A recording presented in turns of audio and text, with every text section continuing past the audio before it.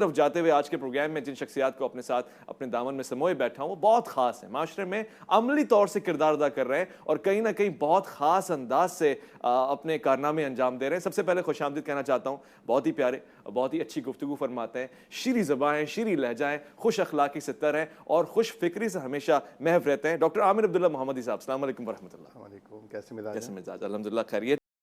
जवानी में आपे से बाहर हो जाना, जलाल दिखाना, जरा सी बात पे लड़ना, ये एक फितरत का अमल है, इसको रोका जा सकता है, खूबसूरत हसीन बनाया जा सकता है। बिस्मिल्लाहिर्रहमानिर्रहीम। सबसे पहले मुबारकबाद देता हूँ आपको कि आपने बहुत ही खूबसूरत टॉपिक का चुनाव किया और आज इसकी सबसे ज़्यादा ज़रूरत है। नौजवान किसी भी कौम और मिल्लत का बेहतरीन सरमाया होते हैं, किसी भी तहरीक का हरावल दस्ता होते हैं। नौजवानी ही वो जौहर और नौजवान ही वो गौहर है कि जिसके बग़ैर कोई मुल्क, कोई माशरा तरक्की नहीं कर सकता। और ख़ुशकिस्मती कह लीजिए कि इस वक्त पाकिस्तान में सबसे ज़्यादा अल्हम्दुलिल्लाह नौजवान मौजूद हैं और बदकिस्मती कह लीजिए कि इनके लिए कोई रोड मैप नहीं है, इनके लिए करने का कोई काम नहीं है, इनके लिए कोई रहनुमा नहीं है, इनके लिए कोई राहबर नहीं है। ये भी एक बहुत बड़ा जुमला है, मुतरदा के तौर पर अर्ज़ कर रहा हूँ। पाकिस्तान का बहुत बड़ा अलमिया है कि इसका कोई मुश्तरका लीडर नहीं है, ना मजहबी एतबार से ना सियासी एतबार से, बल्कि ये तो बहैसियत मजमूई पूरी उम्मत मुस्लिमा का अलमिया है कि हमारा कोई लीडर नहीं है। जहाँ तक आपने नौजवान के वाले से बात की, तो ये गुस्सा, ये जज्बा, ये जज्बात यकीनी तौर पर एक जवानी की उमंग होती है और ताकत का इजहार जवानी में ज़्यादा आता है। लेकिन कुछ अवामिल ऐसे हैं जिनकी वजह से ये चीज़ आज बच्चों में भी पैदा हो रही है। बच्चों से लड़कपन में, उससे बचपन से लड़कपन, लड़कपन से नौजवानी और फिर जवानी में मुंतकिल हो रही है। अदम बर्दाश्त का जो रवैया है वो हमें हर तरफ नज़र आ रहा है। वालिदैन से बच्चों की तरफ, बच्चों से वालिदैन की तरफ, असातिज़ा से टीचर यानी स्टूडेंट्स और तलबा से असातिज़ा की जानिब। तो इसकी कुछ वजूहात हैं। मैं चाहता हूँ कि उन वजूहात को तलाश किया जाए कि वो वजूहात क्या वजूहात कौन सी हैं और उन वजूहात का फिर सद्देबाब किया जाए। देखिए, सबसे पहली बात, आपने इल्म के ऊपर बात की। यकीनी तौर पर लिटरेसी रेट हमारे यहाँ बहुत कम है और इसकी बहुत कमी महसूस होती है। जगह जगह तालीमी इदारों का खुलना चाहिए और उन इलाकों में ख़ास तौर पर जहाँ बिल्कुल इसका वजूद ही नहीं है, लोग पढ़ना जानते ही नहीं, और जो हमारे यहाँ तनासुब है पढ़े लिखे लोगों का जो सिर्फ नाम लिखना और पढ़ना जानते हो वो भी बहुत कम है। जी। लेकिन मैं ये समझता हूँ कि एक चीज़ जज्बात और जज्बाती नशो नुमा वो इंसान की उस घर में होती है जहाँ वो पैदा होता है, उस माँ की गोद में होती है जिसकी गोद में वो परवान चढ़ रहा होता है, उस बाप की उंगली पकड़ने से होती है जिसकी साथ वो जी रहा होता है, उस गली और उस मोहल्ले में होती है जहाँ वो खेल कर बड़ा हो रहा होता है। जिसका मतलब यह है कि इसका ताल्लुक सिर्फ तालीम से नहीं है, सही, बल्कि तरबियत से है। क्योंकि बहुत से ऐसे लोग हैं जो तालीम याफ्ता होने के बावजूद भी जहालत के लंबरदार हैं। क्या बात। और बहुत से ऐसे हैं जिन्होंने मैट्रिक भी नहीं किया, जो यानी मैं अपने अगर बचपन की बात करूं तो मेरी नानी अम्मा थी जो लिखना नहीं जानती थी। अच्छा। वो डिक्टेट करती थी और मैं ख़त लिखता था, लेकिन क्या उनके अल्फाज थे, क्या अदब और एहतराम था, क्या यानी आज अगर उनके वो लेटर मुझे कहीं मिलते हैं तो मैं हैरान हो जाता हूँ कि यानी मेरी राइटिंग तो ऐसी है जैसे डॉक्टर की राइटिंग, बच्चा था मैं, लेकिन उनका जो लिखवाने का अंदाज था वो इंतहाई अदबी था। तो इसकी वजह ये थी कि वो जो बचपन था, वो जो तरबियत हुई थी, तो पहले तरबियत पर जोर था, बाद में तालीम और तरबियत दोनों पर जोर था, इसके बाद तालीम पर तो जोर हुआ लेकिन तरबियत कहीं उनका हो गई और वो अब कहीं नजर नहीं आता। चाहा जाए वो इकबाल की नौजवानी बनाई जाए कि भाई वही है तेरे कबीले की आंख का तारा। तो ऐसे नौजवान को बनाने में कौम का क्या किरदार है, माशरे का किरदार है, घर का क्या किरदार है? देखिए, आपने इकबाल का हवाला दिया। इकबाल ने तो एड्रेस ही नौजवान को किया है, लेकिन वो नौजवान जो है वो किताबों में मिलता है, वो नौजवान ड्रामों में मिलता है और तगल गादी की सीरीज़ में मिलता है। वो नौजवान अमलन हमें नज़र नहीं आता और इसकी असल वजह यह है कि उसकी प्रोडक्शन ख़त्म हो चुकी है, उसकी वो किरदार सादी की नर्सरीज आज मौजूद नहीं है। और जहाँ तक अल्लामा साहब ने बहुत खूबसूरत अंदाज में बात फरमाई और कहा कि गाली देना एक फ़ैशन बन गया है और गाली देने को रिवाज का दर्जा दिया जा रहा है। गाली दिए बगैर काम नहीं बनता ये कहा जा रहा है, आवाज़ ऊँची किए बगैर आपका काम नहीं हो रहा ये बावर कराया जा रहा है। तो बच्चा भी फिर आवाज़ ऊँची करके बात करता है। दूसरी बात ये कि दलील नहीं होती तो फिर आप उसके अंदर आवाज़ को ऊंचा करते हैं या तशद्दुद लेकर आते हैं। मीर मुर्तज़ा बुगियो साहब माशाल्लाह, अभी इनके प्रोग्राम इतवार को एक उन्होंने प्रोग्राम किया था जिसका आपने हवाला दिया एसपी कराची का, और उसमें अल्लामा साहब की रफ़ाकत नसीब हुई और वहाँ गए, बहुत खुशी हुई। इन्होंने जो उसका एक उन्वान रखा था वो रखा था the art of expression. Expression यानी आपने अपने जज्बात का इजहार कैसे करना है, अपने माफौक ज़मीर को कैसे बयान करना है, ये एक आर्ट है। इस आर्ट को सिखाने की जरूरत है।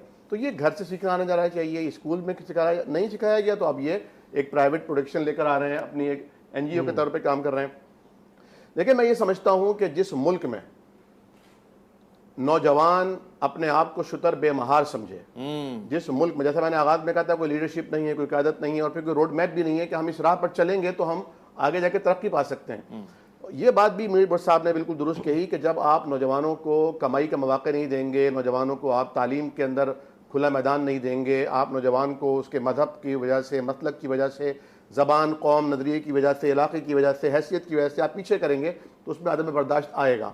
लेकिन मैं वहाँ क्या देखूँ कि जहाँ एक प्राइवेट यूनिवर्सिटी में पढ़ने वाले बच्चे को उसका लेक्चरर कुछ भी नहीं कह सकता कि वो बहुत भारी फीस पे कर रहा है। मैं वहाँ क्या कहूँ कि जहाँ किसी पोश इलाके में, खवा कराची हो, इस्लामाबाद हो, जहाँ एक वो बच्चा एलीट क्लास का जो सोने का चमचा लेकर पैदा हुआ है, जिसके पास कोई एहसास महरूमी नहीं है, जिसके एक इशारे पर सब कुछ अवेलेबल हो जाता है, वो अपने नौकरानियों को या नौकरों को जो है वो मार रहा है जरा सी बात के ऊपर, इवन कत्ल तक से भी गुरेज नहीं कर रहा। या मैं वहां क्या कहूं कि जहां पर किसी एमपीए के अगर मेहमानों की कोई वीडियो बना लेता है, सिंपल एक वीडियो जो कि आम कल्चर हो चुका है, तो उसके ऊपर उसे मना करने पर अगर मना नहीं तो उसे कत्ल कर दिया जाता है, उसे मार दिया जाता है। यानी ये तो वो अंदाज है कि जिसके अंदर हम वादे कहेंगे कि हमारे अंदर अदम बर्दाश्त है, हमारे अंदर वो नफ्सियाती कमजोरी है कि जिसकी तवानाई की, जिसकी परवरिश की, जिसकी नशोनुमा की बहुत शदीद जरूरत है। और ये देखें मस्जिद से पैदा होगा। अच्छा, मैं इंतहाई नामुनासिब समझता हूँ मदरसे में बच्चों को जो मारा जाता है, बहुत गलत है, बहुत गलत है। कतअन नहीं। हमारे नबी करीम सल्लल्लाहु अलैहि वसल्लम जो मौसिन इंसानियत हैं, मुअल्लिम इंसानियत हैं, इक़रा जिनके ऊपर नाजिल हुआ है, जिन्होंने इक़रा से लोगों को रोशनास कराया है, आपने कैसे पढ़ाया है बच्चों को? बहुत खूब। आपने किस तरह तालीम दी है? क्या आपने कभी किसी को ओए भी कह के मुखातिब किया है? क्या आपने कभी किसी को कोई सख्त सुस्त भी कहा है? क्या बात कर दी आपने, मिसाल आपने दी। लेकिन यहाँ क्या कहा जा रहा है, अल्लामा साहब मेरी बात से यकीनन इत्तेफाक करेंगे, जो इनका मिजाज है, यहाँ ये कहा जा रहा है कि बच्चा उस वक्त तक हिफ्ज कर नहीं सकता जब तक उसे मारा ना जाए। और मैंने अल्हम्दुलिल्लाह अपने इदारे के अंदर ये साबित किया, जो बनात का हमारा इदारा है बेटियों का, कि अल्हम्दुलिल्लाह बगैर मारे अल्हम्दुलिल्लाह हमने बच्चियों को हिफ्ज कराया है। न सिर्फ हिफ्ज कराया है बल्कि हिफ्ज के साथ तर्जुमा कुरान भी उनको याद कराया है और उन्हें कतन नहीं मारा गया। देखिए, जब आप बच्चे को मारते हैं तो वो आगे जाके मारता है, जब आप बच्चे के ऊपर तशद्दुद करते हैं तो आगे तशद्दुद करते हैं, जब आप बच्चे से बर्दाश्त नहीं करते तो आगे अदम बर्दाश्त का अलम बर्दार।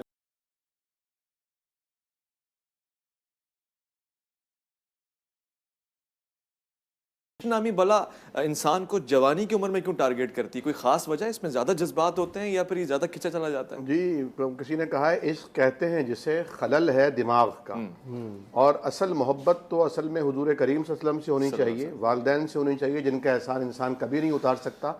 लेकिन ये हो जाती है किसी अनजान से, किसी खूबसूरत चेहरे से, तो ये मोहब्बत नहीं होती, खलल होता है दिमाग का। और नफ्सियात दान इसे कहते हैं कि ये सिर्फ और सिर्फ पसंदीदगी होती है, एक तवज्जो होती है, तवज्जो हटा दी जाए तो ये इश्क ख़त्म हो जाएगा। और असल में मसला ये है कि हमारे नौजवानों को खेल के मैदान मैसर नहीं है, हमारे नौजवानों को अपने जो है खेल के मैदान में ऐसा नहीं, दिलों से खेलेंगे वो। ये जो मोबाइल फ़ोन है ये भी लोगों को ट्रॉमा में लेके जा रहा है, लोगों को नफ्सियाती मरीज बना रहा है। और एक डॉक्टर साहब का मैं सुन रहा था आज, बल्कि मैं आपको वो क्लिप इंशाल्लाह आपसे शेयर करूंगा और गुजारिश करूंगा कि एक प्रोग्राम आप इसी उन्वान पे कीजिए। अच्छा, आप बहुत बेहतर बात कर सकते हैं उस मौजू पर। ये मोबाइल, उन्होंने कहा है कि अगर आपका बच्चा सिगरेट पीता है 5 मिनट में, अगर वो 10 सिगरेट पीता है, एक पीता है, एक ख़त्म करके दूसरा लगाता है, अच्छा, तो उसे इतना नुकसान नहीं होगा जितना वो 10 मिनट कोई मोबाइल पर कोई वीडियो गेम देखकर, कोई खेल कर या उस पर कोई वीडियो देखकर जितना उसको नुकसान पहुंचेगा। क्या कह रहे हैं आप? यानी उसके दिमाग से जो यानी उन्होंने बड़ी साइंसी बात की है, शुआएं निकलती हैं, शुआएं नहीं, जो हार्मोन्स निकल रहे हैं, अच्छा, वो हार्मोन्स निकल रहे हैं, उसे तबाह कर रहे हैं। हार्मोन्स निकल रहे हैं, हार्मोन अंदर पैदा हुए ना, दिमाग के अंदर पैदा हुए ना। उन्होंने कहा अगर आप 2.5-3 घंटे अपने बच्चे के साथ, छोटे बच्चे के साथ मेहनत करते हैं, खेलते हैं, भागते हैं, आप घोड़ा बनते हैं, वो आगे पिड्डी में सवार होता है, आप उसके पीछे खेल रहे हैं, वो आ रहा है, भाग रहा है, तो उस 2.5-3 घंटे में जो आपके अंदर हार्मोन्स तवानाई पैदा करते हैं वो 20 मिनट के एक वीडियो के अंदर क्लिप देखने से पैदा होते हैं वो हार्मोन्स। तो उसको वो हार्मोन जाहिर यानी खारिज कैसे होंगे, उनको इस्तेमाल कैसे होंगे? तो उससे जो नफ्सियाती प्रॉब्लम पैदा हो रही हैं, नौजवान वो कहते हैं कि शायद शराब, चर्स, हीरोइन का नशा इतना खतरनाक ना हो और छुड़ाना इतना मुश्किल ना हो जितना मोबाइल के नशे से आजाद कराना। बहुत बड़ी लत है, एडिक्टेड हो गए लोग, सोशल साइट्स की एडिक्शन हो गई है, बहुत शदीद मसला है नौजवानों में ये।